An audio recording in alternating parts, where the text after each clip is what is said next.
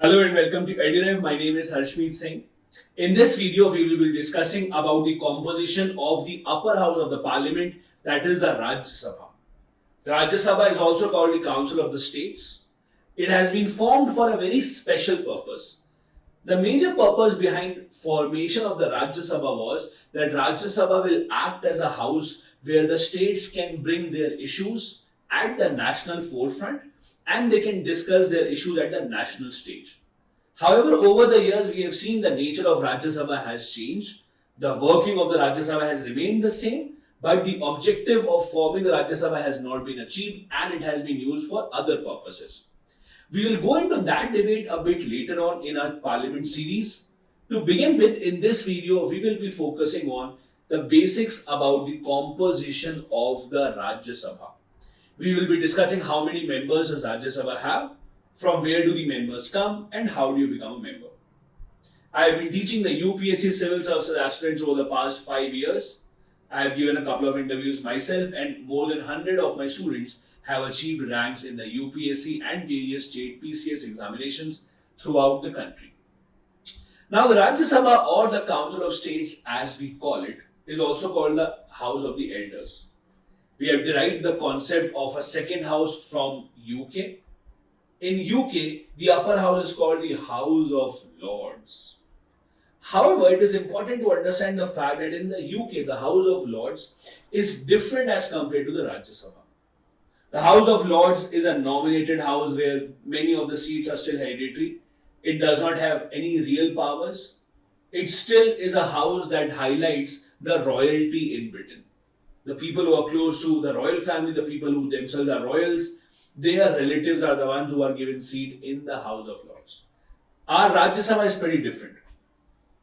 As per the Constitution of India, the maximum strength of Rajya Sabha can be 250, out of which 233 come from the states and union territories, while 12 members are nominated.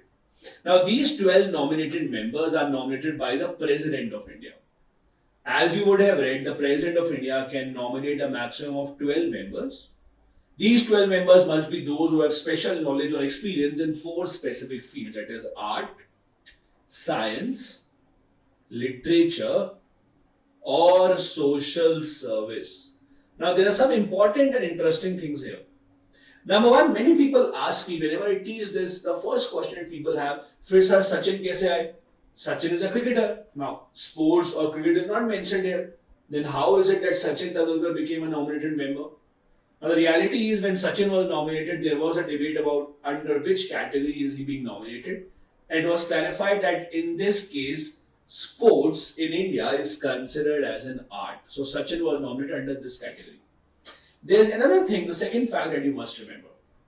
If President of India nominates someone by saying that this person is specially talented in a particular art or specially talented in literature, that is the President's prerogative. If the President believes that yes, he has special knowledge in the field of literature, that is fine, he will be nominated. If the President thinks that yes, this person has special knowledge in the field of social service, then he or she will be nominated. Meaning that you cannot go to the court saying, "Arey, isko to art ki knowledge hi nahi hai, isko kaise nominate kar diya?" Or you cannot go to the court, "Arey, ye kya social service karega, khud ke paise khata hai." It is the President who decides that yes, this person has knowledge or this person has experience, and you cannot challenge that. There is no eligibility criteria कि इतनी knowledge होगी तभी आप आओगे. Current strength of the Lok Sabha is 245. Now, as you know, in the Rajya Sabha, a very important fact is there are some union territories that have no representation in the Rajya Sabha. The union territories without legislature, like Andaman and Nicobar Islands, like Lakshadweep, like Chandigarh, like Ladakh, like Daman and Diu, Dadra, Nagar Haveli, these are the union territories that have no representation in the Rajya Sabha. Now, the election for Rajya Sabha is not as simple as the ones in case of the Lok Sabha. The Rajya Sabha members are elected by elected MLAs of the state. For example, if UP sends 31 members to Rajya Sabha, who will be these 31 members? The people of UP will not vote. The MLAs of UP will vote. The elected MLAs of UP have the right to vote. So this voting method is not as simple as we have in case of Lok Sabha. In case of Lok Sabha, the voting method was first past the post system. Like in Rajya Sabha के case में this voting method is called proportional representation with single transferable vote. It is the same method used in president's election also. It is the same method used in vice president election also. It is the same method used in MLC, that is Legislative Council elections also. We will discuss in detail about this particular method in one of the later videos. But for now, remember the fact that the method is called proportional representation with single transferable vote. The other part about the Rajya Sabha, which is interesting as compared to Lok Sabha, is it has no reservation. So there are no reserved seats for SC and ST in Rajya Sabha, which is the case in case of the Lok Sabha. So do remember that part as well. Now, the Rajya Sabha, unlike the Lok Sabha, does not have any expiry date. For Lok Sabha, we know it has a 5-year tenure. Rajya Sabha, on the other hand, is a continuing chamber. It's a permanent house.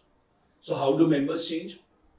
1/3 members of Rajya Sabha retire every second year. So if, for example, these are the members of Rajya Sabha in 2020, in 2022, these members will change. New members will come in. These two will remain the same. Then in 2024, these members will change, the middle ones. First one will remain the same. Then next year, 2026, the first members will change. Then again in 2028, this member will again change. So as you can see, all the members together are not retiring at one time. 1/3 members retire every 2 years. So if the question is, what is the tenure of Rajya Sabha has no tenure. Because the entire Rajya Sabha is never dissolved. But if the question is Rajya Sabha member, how much tenure does Rajya Sabha member has? A member has a 6-year tenure. After 6 years, the member's time will come to retire. So the member will retire after 6 years, but the Rajya Sabha together will never retire. As I said, Rajya Sabha members are elected by elected MLAs of the respective states. And only 3 union territories have representation because only these 3 union territories have any MLAs. और अगर MLA ही नहीं होंगे तो वो लोग elect कहाँ से करेंगे राज्य सभा members को?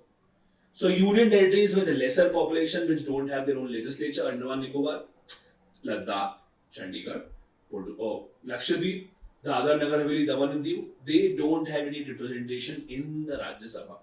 I told this earlier also in the Lok Sabha में हर union territory का representation होता है. But in case of Rajya Sabha, some union territories do not have any representation. Rajya Sabha does not even have any reservation. The thing that we discussed earlier, the nominated members come from these 4 fields. Now, in case of the Rajya Sabha, there was a very important change made in the year 2003. 2 changes, in fact, were made in 2003. Number 1, Rajya Sabha elections are held by open ballot. See, in case of Lok Sabha, when you vote, आपने ध्यान दिया होगा, EVM machine is hidden, कोई देख नहीं सकता आप किसको वोट करो. That is called a closed ballot. Closed ballot मतलब कोई आपका वोट देख नहीं सकता आपने किसको वोट डाला. Rajya Sabha elections, on the other hand, are held by open ballot. So when MLAs are voting, MLAs को वोट डालने से पहले अपनी पार्टी लीडर को दिखाना पड़ता है. See, I have voted for our candidate, and then they put the vote, so that they have to follow the party's directions. Second, anyone can contest Rajya Sabha elections throughout the country if they are a voter anywhere in the country, just like the Lok Sabha. Lok Sabha, Rajya Sabha election लड़ने के लिए you don't have to be a voter in that state. You can be a voter anywhere. In case of Lok Sabha, that was always the case. In case of Rajya Sabha, 2003 में ये change हुआ है. Before 2003, if you have to, let's say, fight Rajya Sabha elections from Bihar, you had to be a voter of Bihar. If you had to fight Rajya Sabha elections from, let's say, Nagaland, you had to be a voter of Nagaland. But since 2003, that has not been the case. Since 2003, you can fight Rajya Sabha elections from anywhere in the country. And that is how Rajya Sabha members are elected. The political parties want those members in the Rajya Sabha which cannot win elections on their own in Lok Sabha, but they want to make them the ministers. S. Jaishankar, our external minister, the Rajya Sabha member. In Arun Jaitley, when he was alive, the late Arun Jaitley, he also lost Lok Sabha election. He came to Rajya Sabha and became a minister. Smriti Irani in 2014 lost the election, came to Rajya Sabha, became a minister. So Rajya Sabha is used as a house from where you can nominate ministers. Now just to test our knowledge, let's see if we can solve this question. Which of the following is not true? Rajya Sabha has a 6-year tenure. All UTs have representation in Rajya Sabha. Seats are reserved for SC and ST in Rajya Sabha. You can see your options. The correct answer here is all of the above.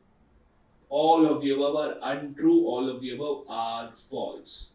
Rajya Sabha members have 6-year tenure, but not the Rajya Sabha. Other two are also false, as we have discussed. Thank you so much for watching the video. I hope you liked it.